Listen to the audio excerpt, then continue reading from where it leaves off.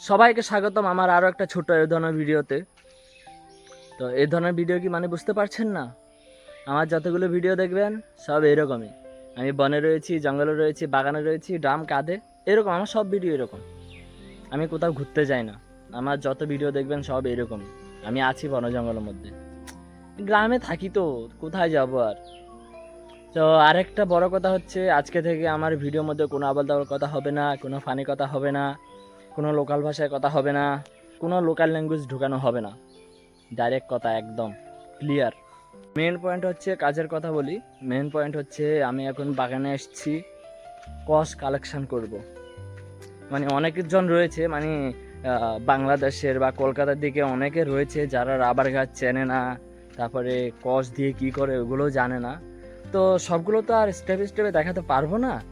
তো আমি তোমাদেরকে যতটুকু পারি অতটুকুই দেখাবো, যে কস কিভাবে কালেকশন করে আর গাছ কিভাবে কাটে ওইগুলোই দেখাবো। তো গাছ তো সকালে কেটে দিয়েছি, আর কস দেখাচ্ছি তোমাদেরকে। দেখো, এই তো এগুলো হচ্ছে কস, আর এটা হচ্ছে কাটিং। এগুলো হচ্ছে কস, এগুলো বাটির মধ্যে। আর এই কসগুলোকে আমি এভাবে নিয়ে এই ড্রামটাতে কালেক্ট করব। এইভাবে এরকম ড্রাম আমি 3টা এনেছি। তো গাছও রয়েছে মোটামুটি প্রায় 300-350 মতো।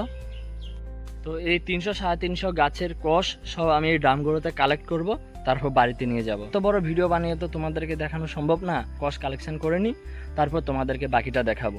ফাইনালি আমাদের কষ ওঠানো শেষ, মানে কষ কালেকশন করা শেষ। ফাইনালি অনেকক্ষণ লাগলো, উফ, গরমে আমার যা অবস্থা। তো তোমাদেরকে ড্রামগুলো দেখাচ্ছি। এটা হচ্ছে একটা ড্রাম ভর্তি, আর এটা হচ্ছে একটা ড্রাম ভর্তি। আর যে ছোট একটা ড্রাম ছিল ওটা আমার দাদা নিয়ে গেছে। তো এখন এগুলো বাড়িতে নিয়ে গিয়ে, এই যে কালেকশন করা কসগুলো এখন বাড়িতে নিয়ে গিয়ে ওগুলো মানে নেক্সট পদক্ষেপটা নেব আমরা। তো ওগুলো তোমাদেরকে পরে আস্তে আস্তে দেখাবো। তো আজকে ভিডিওটা এতটুকুই। তো আমি যেটা বলেছিলাম ওটাই করছি, যে ভিডিওর মধ্যে কোনো লোকাল ভাষায় কথা হবে না, আর কোনো আবল তাবল কথা হবে না।